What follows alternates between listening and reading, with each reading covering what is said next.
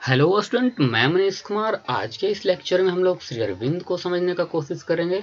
श्री अरविंद को हम लोग 2 लेक्चर में कंप्लीट करेंगे। आज का लेक्चर फर्स्ट लेक्चर होगा, जिसके अंतर्गत हम लोग इंट्रोडक्टरी पार्ट को समझेंगे।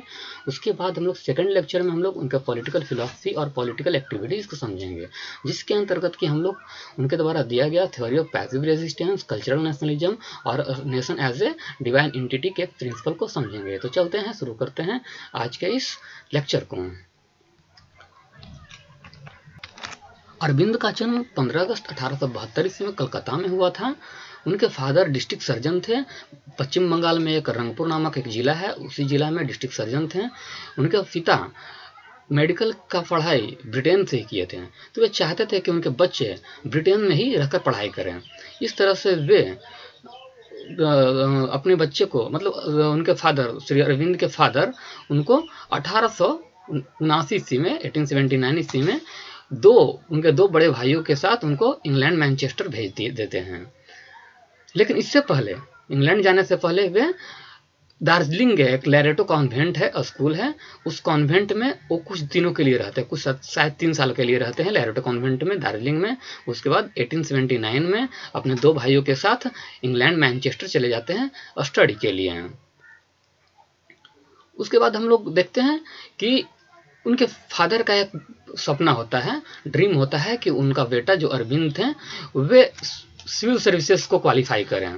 तो इस तरह से वे सिविल सर्विसेज को करने के लिए लग जाते हैं और सिविल सर्विसेज को क्लियर भी करते हैं। Shri Arvind Indian civil services को क्लियर भी करते हैं और क्लियर करने के बाद एक अच्छा रैंक लाते हैं।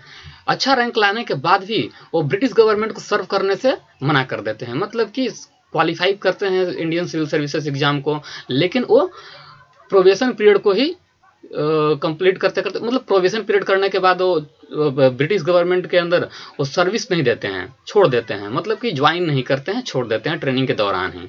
इस तरह से इंग्लैंड में ही वो श्री अरविंद बड़ौदा के महाराज सयाजी राव गायकवाड़ तृतीय से मिलते हैं और वहीं पे सयाजी राव गायकवाड़ के राज्य का जो सिविल सर्विसेज था, बड़ौदा स्टेट सिविल सर्विसेज, उसको ज्वाइन कर लेते हैं। और वहाँ पे आने के बाद उनकी जो स्टडी थी वो कभी इंडिया में हुई नहीं, बचपन से वो चले गए थे इंग्लैंड मैनचेस्टर में। तो फिर उनका जो लैंग्वेज था वो इंग्लिश ही रह गया था, तो उनको बंगाली नहीं आता था, हिंदी नहीं आता था, संस्कृत नहीं आता था। इस तरह से वो इंडिया आने के बाद बंगाली को सीखे, हिंदी को सीखे और संस्कृत को सीखे। इस तरह से वे इंडिया आने के बाद बड़ौदा स्टेट के अंदर वो अपने सेवा देने के पश्चात ही, देने के दौरान ही वे पॉलिटिकल एक्टिविटी में भाग लेने लगे थे। यहाँ उस समय स्वतंत्रता आंदोलन चल रहा था अंग्रेजों के खिलाफ, तो उस स्वतंत्रता आंदोलन में भी वो इंटरेस्ट लेने लगे थे, ब्रिटिश रूल के खिलाफ, अंग्रेजों के खिलाफ। तो इस तरह से वे पॉलिटिकल एक्टिविटीज को आगे बढ़ाते हैं अपना, और अंग्रेजों के खिलाफ हल्का फुल्का कुछ एक्टिविटी करने लगते हैं। जैसे कि वो एक मैगजीन लिखना शुरू करते हैं, मैगजीन पब्लिश करना शुरू करते हैं, जिसका नाम होता है वंदे मातरम। उसमें अपना आर्टिकल लिखते हैं और उस आर्टिकल में कांग्रेस का जो मेथड रहता है, जो स्वतंत्रता आंदोलन को लीड करने का, स्वतंत्रता आंदोलन को एक तरह से, उसमें स्वतंत्रता प्राप्ति के लिए जो संघर्ष कर रहा था कांग्रेस, तो कांग्रेस का जो मेथड रहता है, उस कांग्रेस के मेथड के खिलाफ वो क्रिटिसाइज करते हैं, मेथड को ही क्रिटिसाइज करते हैं कि इस तरह से जो कांग्रेस का एक मेथड है स्वतंत्रता प्राप्त करने के लिए, स्वतंत्रता के लिए संघर्ष करने के लिए, उससे हम लोग स्वतंत्रता प्राप्त नहीं कर सकते हैं।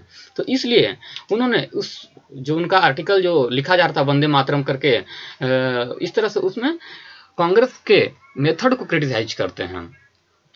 अब हम लोग आगे देखते हैं, तो वे श्री अरविंद 1907 के सूरत अधिवेशन को, कांग्रेस का जो सूरत अधिवेशन 1907 ईस्वी में होता है, उसको अटेंड करते हैं। और उस सेशन में वो देखते हैं कि कांग्रेस में 2 धड़ा हो चुका था। एक था नरम दल, मतलब कि एक लिबरल आइडियोलॉजी रखने वाले लोग थे उसमें, और एक थे जो कि रिवॉल्यूशनरी आइडियोलॉजी रखते थे, जो कि एक गर्म विचार के रखते थे, गर्म विचार के होते थे। तो दोनों में, उस अधिवेशन में दोनों के बीच में बात नहीं बन पाया, सहमति नहीं बन पाई। उस कारण से उस सूरत अधिवेशन में कांग्रेस 2 पार्ट में बढ़ जाता है। 1907 के सूरत अधिवेशन में कांग्रेस 2 पार्ट में बढ़ जाता है, और एक का नाम हो जाता है गरम दल और एक का नाम हो जाता है नरम दल। तो गरम दल को जो लीड कर रहे थे वो बाल गंगाधर तिलक लीड कर रहे थे, और बाल गंगाधर के साथ श्री अरविंद भी आ गए, और श्री अरविंद और बाल गंगाधर तिलक दोनों मिल करके जो गर्म दल का एक जो गर्म दल जो था कांग्रेस का, उसको लीड करने लगे। वो कांग्रेस से अलग हो चुका था। इस तरह से अब वे श्री अरविंद भारतीय स्वतंत्रता आंदोलन में पूर्ण रूपेण से कूद चुके थे। अब वे एकदम 100% भारतीय स्वतंत्रता आंदोलन में आ चुके थे। इस तरह से 1908 ईस्वी में अलीपुर में एक बम ब्लास्ट होता है। अलीपुर में बम ब्लास्ट होता है 1908 ईस्वी में, और उस अलीपुर बम ब्लास्ट केस में उनको गिरफ्तार कर लिया जाता है और उनको अलीपुर सेंट्रल जेल में भेज दिया जाता है 1 साल के लिए। वहीं पे अलीपुर जेल में ही उनके आइडियोलॉजी में, उनके माइंडसेट में चेंजेज आता है।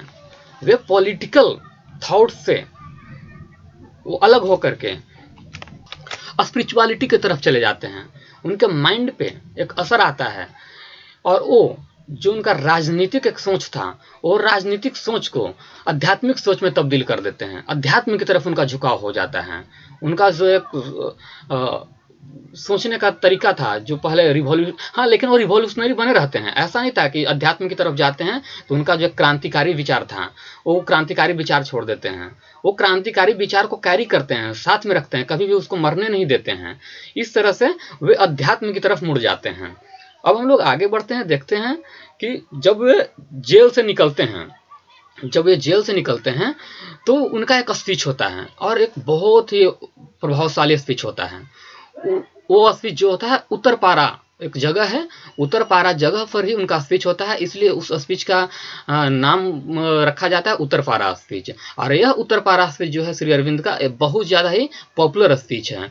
और इसी स्पीच में वे स्पिरिचुअल एस्पेक्ट को डिफाइन करते हैं। जो राष्ट्रवाद का जो स्पिरिचुअल एस्पेक्ट था, राष्ट्रवाद का एक आध्यात्मिक एक एस्पेक्ट था, आध्यात्मिक एक हिस्सा था, आध्यात्मिक एक दिशा था, उस आध्यात्मिक दिशा को इस उत्तरपारा स्पीच में डिफाइन करते हैं, डिस्क्राइब करते हैं। अब इस स्पीच के बाद श्री अरविंद का पॉपुलैरिटी बढ़ जाता है, बहुत ज़्यादा पॉपुलैरिटी बढ़ जाता है। अब पॉपुलैरिटी बढ़ने के बाद होता है क्या है कि ब्रिटिशर्स को टेंशन होने लगता है। ब्रिटिशर्स डर जाते हैं कि अरे ये तो बहुत ज़्यादा खतरनाक होते जा रहा है। इस तरह से लॉर्ड मिंटो, उस समय इंडिया का लॉर्ड मिंटो ही गवर्नर जनरल थे, तो लॉर्ड मिंटो वो बोलते हैं श्री अरविंद के बारे में कि most dangerous person who have to tackle with, मतलब कि यह बहुत खतरनाक व्यक्ति है और इससे हम लोग को निपटना पड़ेगा। इस तरह से अंग्रेज अब उनके खिलाफ कुछ ज़्यादा ही सख्त हो गया था अंग्रेज लोग। तो अब वे क्या करते हैं कि ब्रिटिश टेरिटरी को छोड़ करके, इंडिया पे टोटल ब्रिटिशर्स का कब्जा था, तो ब्रिटिश का जो टेरिटरी था इंडिया में उसको छोड़ करके और वो पुडुचेरी चले जाते हैं, क्योंकि जिसे पांडिचेरी बोला जाता था उस समय, तो पांडिचेरी जो था वो फ्रांस का कॉलोनी था। पांडिचेरी फ्रांस का कॉलोनी था, इसलिए वो इंडियन टेरिटरी को छोड़ करके, जो ब्रिटिश टेरिटरी था उसको छोड़ करके वो पांडिचेरी जो फ्रेंच टेरिटरी था, फ्रेंच टेरिटरी में चले जाते हैं और वहीं पर वे अपने स्पिरिचुअल और फिलोसफिकल एक्टिविटी को कंटिन्यू करते हैं, अपने स्पिरिचुअलिटी को कंटिन्यू करते हैं, अध्यात्म में लीन हो जाते हैं। लेकिन वहाँ से वो बंद नहीं करते हैं, वहाँ से अपने एक्टिविटी को कंटिन्यू किए रहते हैं। इस तरह से उनकी मृत्यु 1950 ईस्वी में 5 दिसंबर को हो जाती है। अब हम लोग इनके लेक्चर को अगले लेक्चर में कंटिन्यू करेंगे। एक बात और बता देना चाहते हैं हम कि जो अरविंद थे उनका योगदान स्वतंत्रता आंदोलन में बहुत ज़्यादा महत्वपूर्ण रहा है, लेकिन वे गांधी और नेहरू जैसे मास लीडर नहीं थे।